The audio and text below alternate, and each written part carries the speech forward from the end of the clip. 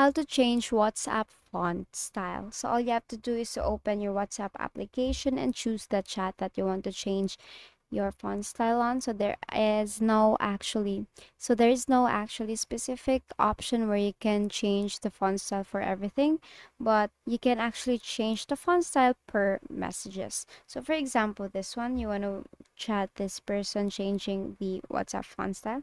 So you have to tap on, for example, this one. Right before sending that, what you're gonna do is to click on the whole message there, and here these options will come out, right?